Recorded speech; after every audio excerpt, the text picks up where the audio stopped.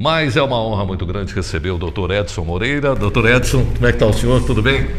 Boa tarde a todos os telespectadores aí da TV Universitária.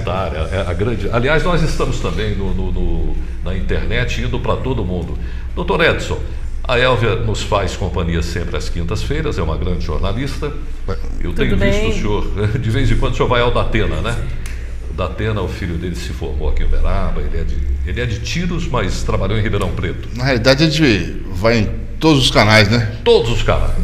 Aquele caso do goleiro Bruno, o Bruno vai cumprir quanto tempo de... 22 anos e 3 meses. Mas aí tem a progressão também? Infelizmente, a lei de execução penal, a lei 7.210, que é a grande beneficiadora dos criminosos, que é o seguinte, os benefícios estão todos os benefícios estão na lei 7.210, que é a lei de execução penal. Então, é um sexto, né? Ele foi condenado a 22 anos e 3 meses. Até um tempo razoável. Se fosse cumprido, pelo menos 2/3, né? Seus 15, 18 anos estava de bom tamanho. Mas, tendo em vista um sexto, bom comportamento, a remissão também é da lei de execução penal, que a cada 3 dias trabalhados, ele desconta um dia da pena. Eu acho que essa progressão deveria começar a partir do 21º ano, seria de bom tamanho. Esse menino que matou, o assassino que matou o bolivianinho lá em São Paulo, estava de saída do Dia das Mães. E já era contumaz nos assaltos. Desde menor. O público entender, contumaz é frequente, já praticou vários crimes. Já tinha uma capivara cumprida, né? Essa ficha essa impunidade que está tendo no país é que está impulsionando ainda mais a criminalidade. Por exemplo, vou falar sobre maioridade penal. Maioridade penal, esses menores de idade, eles estão deitando, rolando e matando do jeito que quer. E dá risada na cara de qualquer um, por quê? Não é punido. Então, quer dizer, eu brigo pela redução da maioridade penal. Nós já tivemos no Brasil a maioridade penal. O senhor quer que vá para 16 ou 14? Eu quero que reduza a maioridade penal, que seja 16 ou até menos. Até menos, porque no Brasil já teve a maioridade penal aos 14 anos. Não, mas quando foi? Foi no tempo do Império, de Pedro II. Foram 50 anos de maioridade penal aos 14 anos. Qual o índice de criminal? 1%, 2%, Doutor Edson, nós temos o dever nós deveríamos ter o dever de termos uma punição exemplar. O que se vê no Brasil hoje é uma impunidade exemplar. O senhor concorda? E essa impunidade, concordo em gênero, número e grau. Essa impunidade é que vai impulsionar cada vez mais o crime. Por que a droga, hoje, é responsável por 90% dos crimes violentos? Porque o assaltante, o que vai roubar, a gente fala assalto que o público entender, que o crime na realidade é roubo, né? Ele vai em busca do produto para consumir a droga. Exato. O traficante, para o mal pagador, ele tira a vida. Os pontos, as biqueiras, aqui o pessoal chama de biqueira, as biqueiras são os pontos de drogas. Quer dizer, eles para o faturamento, eles brigam entre si, eles põem os guerreiros, os seguranças. A pena de morte existe por parte dos bandidos, né, doutor? Exatamente. Eles chegam para você e falam assim, o menor vai, vou te matar. Não, toma o dinheiro, toma tudo. Não, eu quero te matar. Pá, e acabou. Doutor Edson Moreira, vamos passar a bola agora para essa grande jornalista Elvia Moraes, que tem muitas perguntas, inclusive nós temos alguns casos insolúveis em Uberaba, e a Elvia vai abordar, e também nós vamos abordar... Casos insolúveis? Alguns. Não. Temos aqui do Ademir, que foi um policial que foi assassinado. Temos de uma menina que desapareceu. Holmes Dyer. Holmes Dyer. O Holmes Dyer também, um comerciante que foi assassinado. Holmes Dyer Acho que foi por engano. Tá. Aqui foi muito por engano, né? É interessante, doutor Edson, que uma semana antes do Holmes Dyer ser assassinado, aquela dupla, veio cantar aqui no programa. E quando eu cheguei, eu falei, mas você é a cara do Holmes Dyer. E depois é que eu fui me ater. Foi Pode ser olhos uma verdes. morte. Exatamente. E eu tenho quase certeza, 99,9%, que ele foi morto por engano. Aquela morte foi apurada por culpa exclusivamente do Estado. A do Holmes Dyer. Porque é o seguinte, faltou investimento na diligência, tá? Não liberaram a verba de diligência para ir para o Maranhão e para o Pará para acabar de fazer o elo.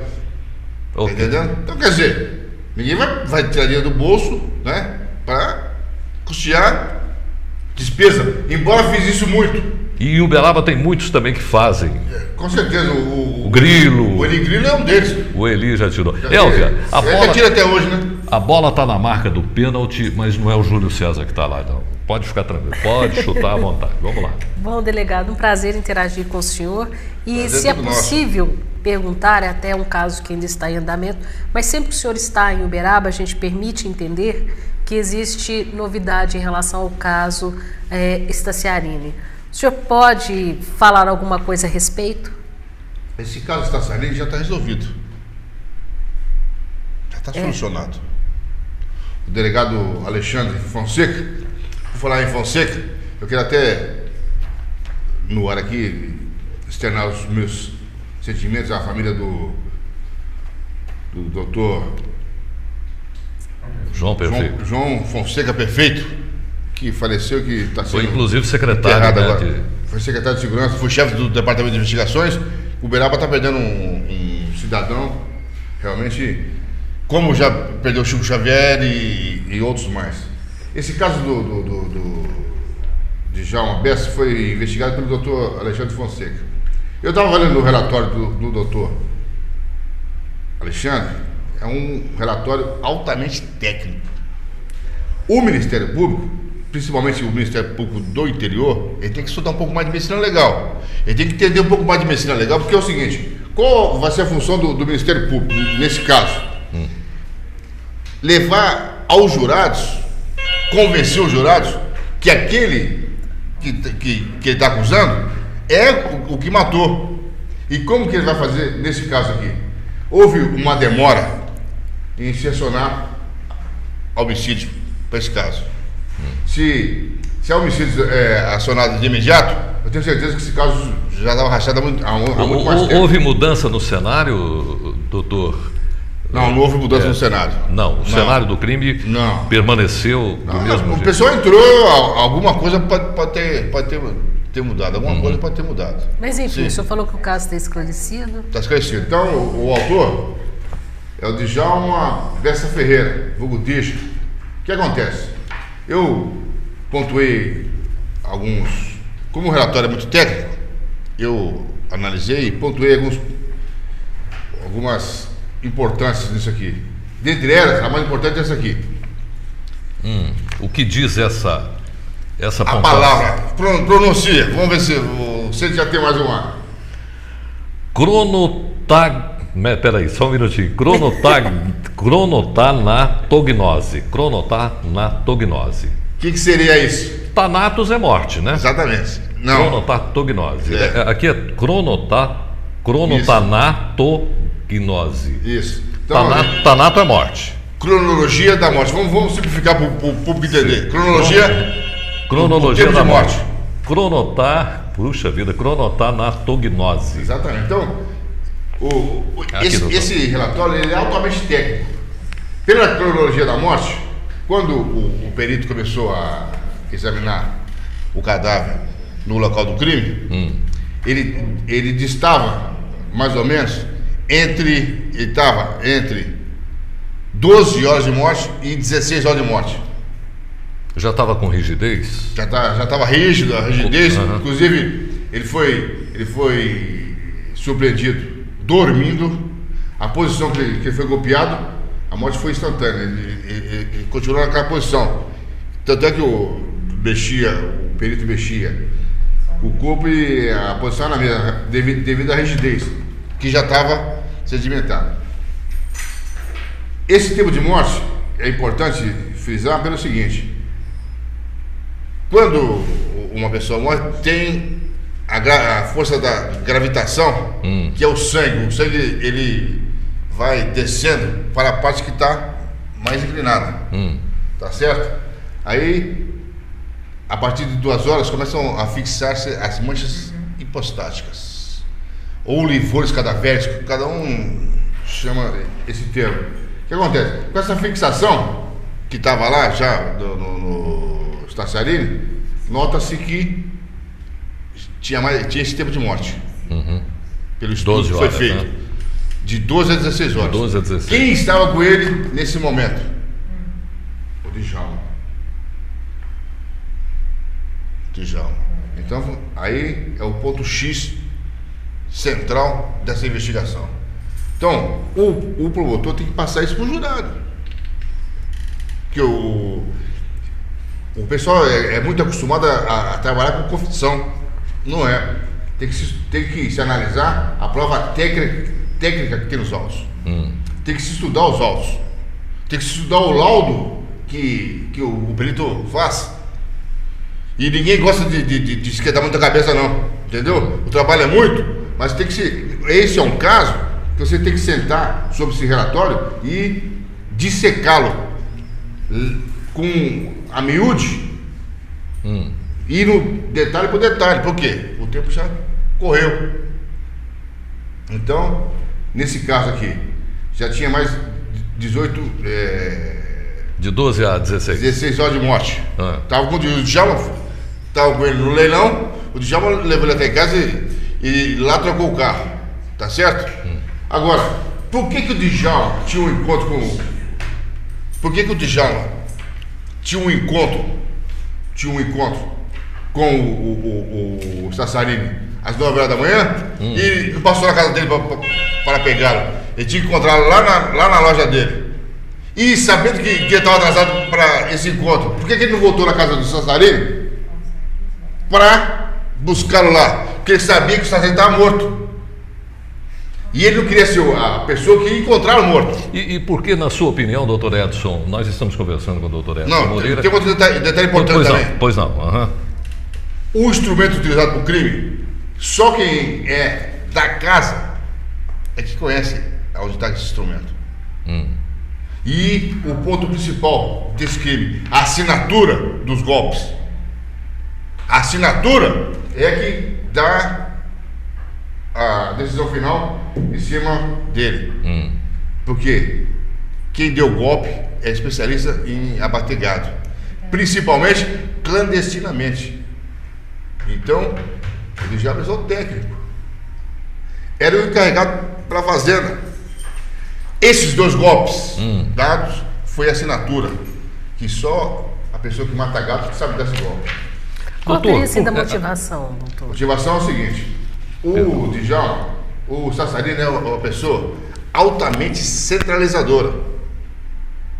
Tá certo? O que o Djalma pensava? Que ia administrar a fazenda, que deu o pitaco para ele comprar.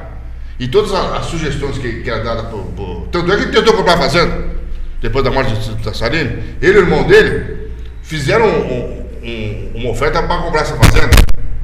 Tá certo? E o Stassarini não deixava ele fazer isso aí. Tinha esse entreveiro. Ele pensou que ele ia ser o manda-chuva, o administrador da fazenda. O Stassarini não deixava. Ele... Centralizador e brigava. E pessoa estúpida, vamos dizer assim, grossa, aquele matuto que fala na cara. É o famoso casca grossa. Exatamente, fala na cara. Doutor Edson, agora por que o promotor achou que os elementos não são tão probatórios? Porque ele não estudou o caso.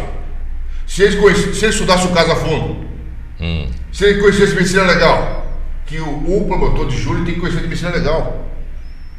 É uma matéria que foi tirada recentemente da cadeira de Direito, mas deveria voltar, porque medicina legal tem que ser estudada.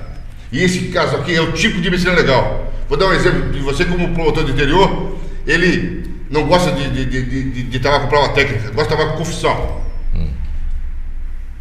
Em 2003, a viúva matou o fazendeiro lá em Ibiá.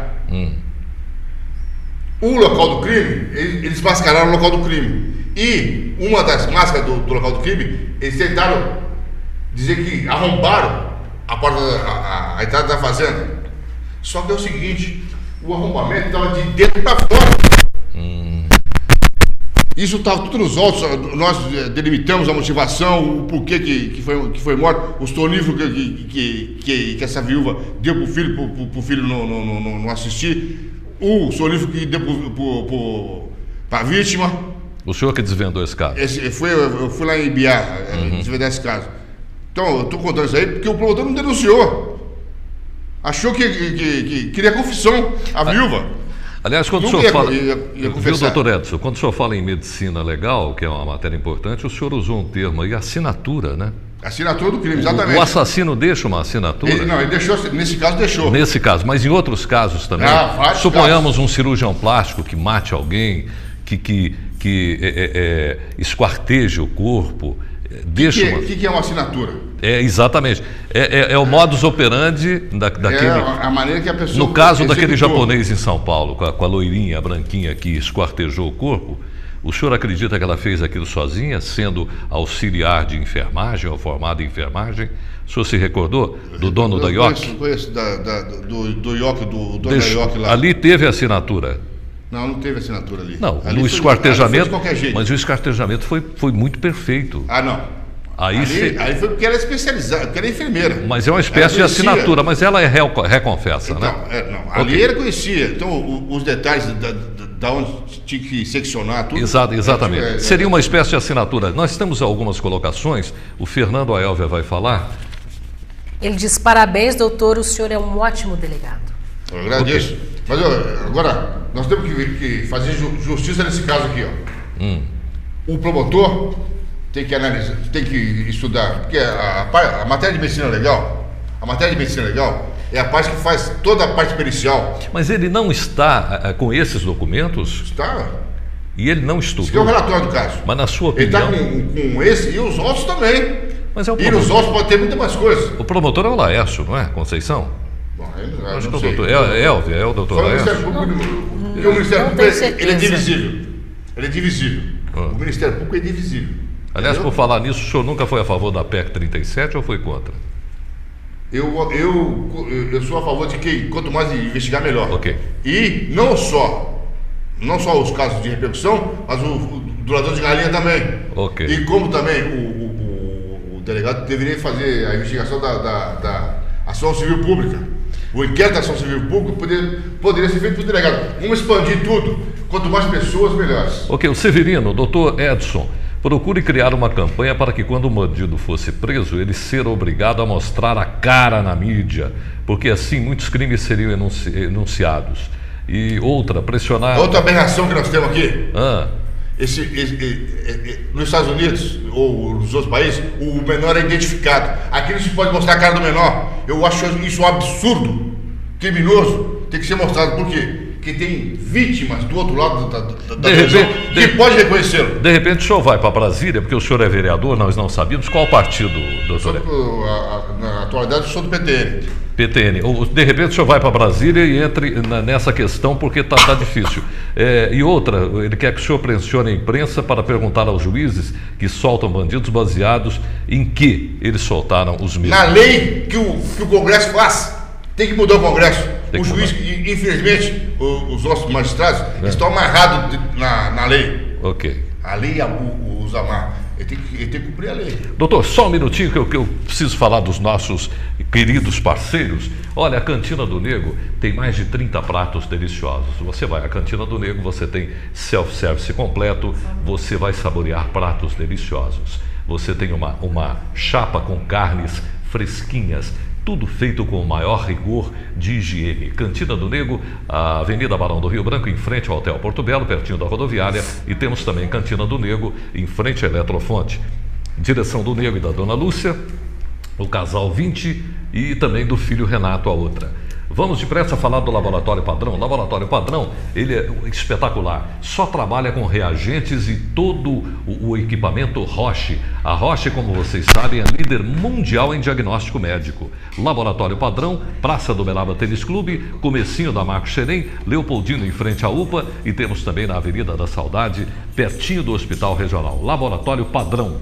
Renato, doutor Edson, por que não foram descobertos os restos mortais de Elisa Samúdio? O senhor é um ótimo delegado, está te cumprimentando. E eu quero aproveitar, já que nós estamos falando da Elisa Samúdio, é verdade que o Bola já ameaçou o senhor de morte? Várias vezes. Só com o olhar dele no próprio júri. Nós achamos os restos mortais da Elisa Samúdio. Que nós temos 8 milhões e 500 mil metros quadrados de Brasil, extensão territorial. E ele vou dar um aula de geografia. Doutor, deu para os cachorros mesmo? Não. Nem um pedaço? Não, aquilo é uma tirada para tirar o primo, e para tirar o macarrão da cena, para que ninguém soubesse aonde que ele ia ocultar o cadáver. Mas é verdade que o menor estava apavorado quando ele viu o assassinato? Porque ele deu um abraço, né? Ele ficou apavorado. Não, ele deu uma gravata. Famosa gravata e... Esse sujeito tinha que prendê-lo e jogar a chave lá no meio do Oceano Atlântico. Depois que ele foi exposto na mídia, por isso que eu falo que o criminoso tem que ser exposto na mídia, para que as outras vítimas o reconheçam, o Bola... Foram mais 6 a 10 homicídios descobertos de autoria do Marcos Aparecido dos Santos do Bola. E ele ainda chorou? Mas ele mata rindo. Lágrimas de crocodilo. E vai no velório e chora compulsivamente, como se fosse amigo do... Esse é o Marcos Aparecido dos Santos do Bola. Elvia Moraes. Bom, eu gostaria, desculpe, doutor, é inevitável não perguntar essa questão do caso do Staciarino. Quando o senhor disse que o crime deixa assinatura, na verdade... Por que demorou, então, tanto tempo a se chegar a essa conclusão? A polícia aqui de Uberaba. Veja bem, nós estamos falando de um departamento especializado na apuração de homicídio. Esse departamento, que veio investigar esse caso, só trabalha com homicídio. Então, aqui a delegacia de Uberaba tem outras atribuições. Na época que o Staciarino foi morto, realmente nós íamos mandar o chefe da divisão de crimes contra a vida, que é o Dr. Wagner, aqui para dar um apoio, porque o Dr. Wagner estava aqui próximo de achar. Mas dispensaram o Dr. Wagner. Disseram que pensavam que o crime já estaria esclarecido. Por quê? Tinha a empregada. Eles pensavam que iam descobrir a empregada, mas a empregada tinha um álibi perfeito que a salvou. Quando eu falo que o caso é um caso técnico, a autoria está bem delimitada, o doutor Alexandre Fonseca, num parágrafo, vou só ler esse parágrafo aqui que é pequeno: o crime em tela fora praticado no seio do ambiente interno de habitação da vítima e sem qualquer arrombamento das vias de acesso. Só por aí já se prefaz que o autor era alguém do seu vínculo de relacionamento. Só de você fazer o local do crime, só de uma pessoa especializada entrar no local do crime, ele vai delimitar o que ali aconteceu. Ele vai dar uma vislumbrada pela experiência. Por isso que eu falo que é importante se estudar medicina legal para os casos de homicídios. De repente volta essa matéria, né? Doutor Edson, só mais um minutinho. Olha, se você quer montar qualquer negócio no centro da cidade, edifício Enoque Silva, procure o meu querido amigo Tião Silva, 9978-3250, ou na portaria do edifício você vai encontrar alguém que vai te explicar. Ninguém vende óculos mais barato do que a Nossa Ótica, ninguém. Estacionamento grátis ali na Galeria Chapadão, Rua Major Eustáquio, 145. E olha, o posto de gasolina mais barateiro de Uberaba é o Posto Automan, com qualidade total. Direção Ronaldo Bosco Moscolo. Grande doutor. Vamos mostrar mais uma vez os preços de móveis solar. Aberta também sábado e domingo. Preste atenção, vamos lá. A pipoca vai pular. Imperdível queimão junino. Móveis Solar. Um verdadeiro queima em todo o estoque da loja. Mesa com 4 cadeiras tampo granito. Armário para cozinha 6 portas. Guarda-roupa solteiro. Beliche em madeira. Só 199 cada. Mesa com 6 cadeiras granito e box conjugada casal. Só 399 cada. Preço à vista. Conjunto de estofados. Últimas peças a partir de 599. Preço à vista. Você não pode perder. Aberto sábado e domingo de 9 às 15 horas. Móveis Solar. O importante é você. Não perca, hein? Doutor Edson Moreira, o Tião Silva, nosso querido parceiro, pede para que o nosso convidado dê uma nota 10, olhando para aquela lente da verdade. Eu, como sou de fora, vou me pedir 2 pessoas. Uma que faleceu hoje, o doutor João Prefeito, e a segunda é a que traz divisas para Uberaba há muitos anos. É o Oscar Cacai, conhecido como Cacai. Ele é uma pessoa que engrandece o nome. Gera mais de 1000 empregos, com dignidade. As pessoas. Dignidade, e todos os funcionários rindo, brincando, gostando. Aliás, quer dizer, isso é um ponto positivo para a cidade. Aliás, ele é o grande paizão. Doutor Oscar, vou chamar de doutor Oscar porque ele é engenheiro. Meu querido amigo. Doutor, rapidinho, relembre o caso do supermercado Alfa, do Cláudio Martinelli. Eu tenho a impressão que o senhor não deve. Esse é o caso do Zé Raimundo. Zé Raimundo, foi solucionado, né? Foi solucionado e... Houve o suicídio. Houve suicídio. Ele entrou em pânico, em parafuso depois, o Martinelli. O caso do Zé Raimundo Jardim é o seguinte. Foi também num ambiente interno, na casa do Zé Raimundo. Então, quer dizer, era uma pessoa próxima. E o Zé Raimundo, ele foi morto com a própria arma dele. Um detalhe muito mais... E pela pessoa que ele mais admirava. Que era o Cláudio, exatamente. Ele fez o Cláudio de Orleans Bissac Martinelli. Eu acho que ele deixou um dinheiro para ser depositado nos Estados Unidos. Naquela época, a inflação corria. Então, quer dizer, ele pegava dinheiro e depositava em dólar lá. Exato. Chegou a ser de 200 a 400 mil dólares, mais ou menos, o motivador do crime. Agora, tem pessoas que acham que ele não suicidou, Cláudio. Suicidou. Suicidou, né? Pelo seguinte, isso o pessoal fala muito. Que tem esse folclore aqui em Uberaba. O que aconteceu? Eu iniciei o Martinelli na terça-feira. Ou foi na segunda ou foi na terça. No dia seguinte, às 2 horas da manhã, ele deu um tiro na boca. Foi. E a testemunha foi um pedidor que estava dormindo embaixo da marquise, né? Não, foi dentro de casa. Não, a testemunha que viu o Martinelli fugir estava ali em frente, debaixo de uma marquise. Então, talvez esse detalhe... Não, ele morreu dentro de casa, ele tomou um litro de uísque. Foi. Para ter coragem. Eu fui até a chácara. A Santa Casa aqui. E viu. Fui na chácara e fui na Santa Casa. Eu vi o corpo dele lá. Então, quer dizer, ele estava com uma faixa na cabeça, porque ele deu um tiro na boca. E o tiro transfixou. Então, tinha essa doutor, muita massa cefálica. Rapidinho, nós estamos a 2 minutos de encerrarmos o programa. Doutor, qual a sua formação? Em que faculdade o senhor se formou? Qual o perfil do estudante ideal para fazer direito? É o Washington que quer saber, olhando para aquela lente lá. Eu sou formado pela Faculdade Integrada de Guarulhos.